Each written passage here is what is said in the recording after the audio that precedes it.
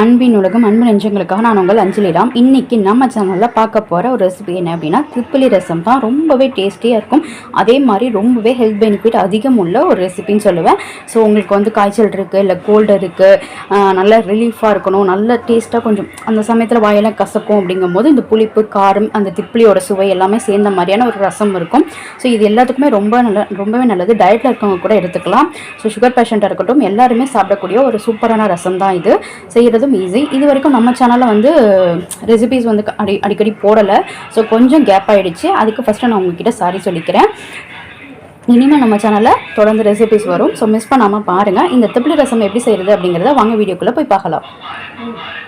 இப்போ வந்து நான் வந்து ஒரு 2 டீஸ்பூன் அளவுக்கு நெய் சேர்த்துருக்கேன். ஸோ இது வந்து நெய்யில் தான் நம்ம வந்து இதுக்கு தேவையான பொருளை வந்து நம்ம ஃப்ரை பண்ண போகிறோம். ஸோ 2 டீஸ்பூன் நெய் சேர்த்துக்கோங்க.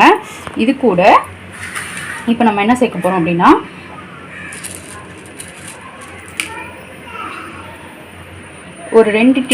ஒரு டீஸ்பூன் அளவுக்கு மிளகு, அப்புறம் 1 டீஸ்பூன் அளவுக்கு சீரகம், 1.5 டீஸ்பூன் அளவுக்கு ஜீரகம் சேர்த்துக்கலாம். 1 டீஸ்பூன் அளவுக்கு மிளகு சேர்த்துக்கலாம். ஏன்னா இது கூட நம்ம காஞ்ச மிளகாவும் சேர்க்க போகிறோம். ஸோ வந்து நம்ம பார்த்து சேர்த்துக்கிட்டா போதும். ஸோ நான் இன்றைக்கி செய்ய போகிறது வந்து ஒரு 5 பேர் ஊற்றிக்கிற அளவுக்கு செய்ய போகிறேன். ஸோ 5 பேருக்கு இந்த ரசம் வந்து கரெக்டாக இருக்கும்.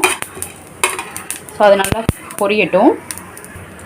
இது கூட 2 காஞ்ச மிளகா சேர்த்துருக்கேன். நீங்கள் மல்லியை ஆட் பண்ண போகிறீங்க அப்படின்னா இந்த ஸ்டேஜ்லேயே வந்து முழு மல்லி வந்து சேர்த்துக்கோங்க, கரெக்டாக இருக்கும். நான் வந்து இன்றைக்கி மல்லி தூளாக ஆட் பண்ண போகிறேன். ஸோ நான் அரைச்சிட்டு டேரெக்டாக ரசத்தில் அந்த மல்லித்தூள் சேர்த்துக்க போகிறேன். மல்லித்தூள் இல்லை மல்லி தான் இருக்குன்னா நீங்கள் முழு மல்லி கூட ஆட் பண்ணிக்கலாம், நல்லது தான். திப்பிலி பார்த்தீங்கன்னா இப்படி தான் இருக்கும். ஸோ நான் இதை வந்து 1 டீஸ்பூன் அளவுக்கு சேர்த்துக்கிறேன். என்கிட்ட இந்த திப்பிலி மட்டும்தான் இருக்குது அப்படிங்கிறதுனால இந்த திப்பிலி சேர்த்துக்கிறேன். நீங்கள் கண்டஞ்சப்பிள்ளி வச்சுருக்கீங்க அப்படின்னா அதை 1/2 டீஸ்பூன் அளவுக்கும் இதை 1/2 டீஸ்பூன் அளவுக்கும் நீங்கள் சேர்த்துக்கலாம். ஸோ இந்த திப்பிலியும் வந்து நல்லா ஃப்ரை ஆகட்டும். அது ஃப்ரை ஆகும் போதே வந்து நல்லா கொஞ்சம் ஸ்மெல் வரும். அது 1 நிமிஷம் நம்ம ஃப்ரை பண்ணதுக்கப்புறம் நான் வந்து ஒரு பூண்டு சேர்த்துக்கிறேன். பூண்டு பார்த்திங்கன்னா நான் ஒரு 6 பல் போல் சேர்த்துருப்பேன். அதே மாதிரி வந்து பூண்டு ரொம்பவே நல்லது. ஸோ நீங்கள் வந்து பூண்டு கண்டிப்பாக சேர்த்துக்கோங்க. ஸோ நம்ம ரசத்தில் எப்போதுமே ஆட் பண்ணுவோம். ஸோ நான் வந்து இன்றைக்கி ஒரு 6 பல் அளவுக்கு சேர்த்துருக்கேன். இந்த பூண்டு கூடவே நம்ம வந்து கருவேப்பிலையும் ஆட் பண்ணிக்கலாம். ஏன்னா நம்ம ரசத்தில் போட்டோம் அப்படின்னா அதை எடுத்து வச்சுட்டு சாப்பிட்ருவாங்க. அதை நம்ம இப்போ அரைக்க போகிறோம். அரைச்சி ரசத்தில் ஆட் பண்ணும்போது அதோட பெனிஃபிட்ஸ் வந்து நமக்கு அப்படியே கிடச்சிரும். பசங்களால் வந்து எடுத்து போட முடியாது. ஸோ நான் வந்து கருவேப்பிலையும் சேர்த்து தான் அரைக்க போகிறேன். மெயினாக வந்து இந்த ரசத்தில் தக்காளியே கிடையாது நமக்கு. ஸோ அவ்வளோதான். இது ஃப்ரை ஆகிடுச்சு. இது நல்லா ஆற வச்சு நம்ம வந்து குறைன்னு அரைச்சிக்கலாம். இப்போ பார்த்தீங்கன்னா நான் அரைச்சதை அந்த இது பண்ணதை வந்து குறைன்னு அரைச்சிட்டேன். இது கூட நீங்கள் வந்து 1 டீஸ்பூன் அளவுக்கு துவரை சேர்த்துக்கோங்க. நான் மறந்துட்டேன், ஃப்ரை பண்ணும்போதே துவரையும் சேர்த்து அந்த கிளிப்பு மிஸ் ஆகிடுச்சு. ஸோ துவரையும் சேர்த்து நம்ம ஃப்ரை பண்ணி இப்படி வச்சுக்கலாம். ஸோ இந்த மாதிரி குறைன்னு தான் இருக்கும். நான் இது கூட வந்து மல்லி சேர்க்கறதுனால மல்லித்தூள் வந்து 1/2 டீஸ்பூன் அளவுக்கு சேர்த்துருக்கேன். இப்போ அதே பேனில் வந்து நான் வந்து 1 டீஸ்பூன் அளவுக்கு திரும்பவும் நெய் தான் சேர்த்துருக்கேன். ஸோ இந்த ரசம் ஃபுல்லாக வந்து நம்ம நெய்யில் தான் பண்ண போகிறோம். நல்ல ஃப்ளேவராக இருக்கும், சூப்பராகவும் இருக்கும்.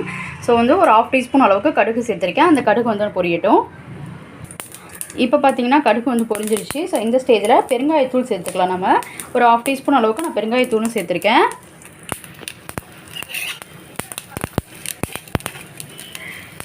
சப்போஸ் உங்களுக்கு கருவேப்பிலை அரைக்கிறது பிடிக்காது அப்படின்னா நீங்கள் இந்த ஸ்டேஜில் கருவேப்பிலை ஆட் பண்ணிக்கோங்க.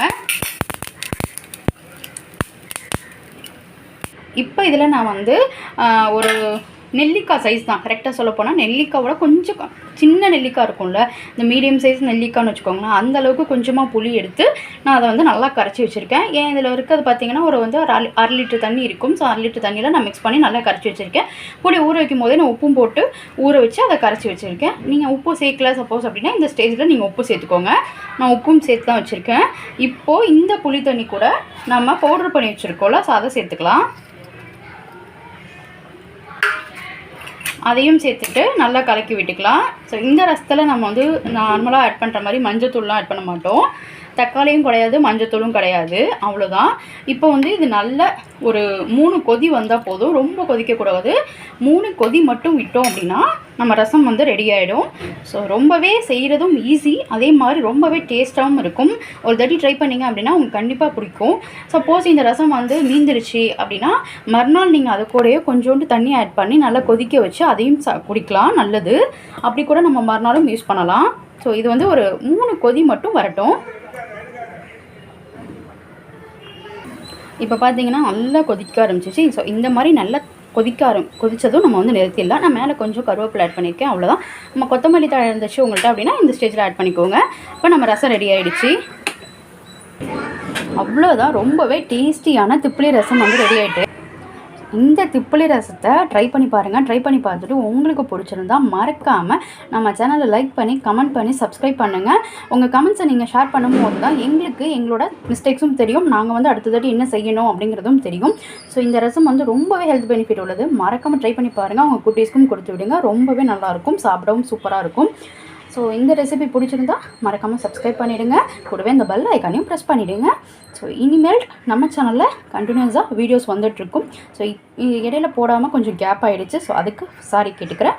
ஸோ இனிமேல் நம்ம சேனலில் சூப்பரான ரெசிபீஸ், ஹெல்த் பெனிஃபிட் உள்ள ரெசிபீஸ் நிறைய வரும். ஸோ மிஸ் பண்ணாமல் பாருங்கள். எப்போதுமே எங்கள் கூட கனெக்டில் இருங்க. Bye bye friends.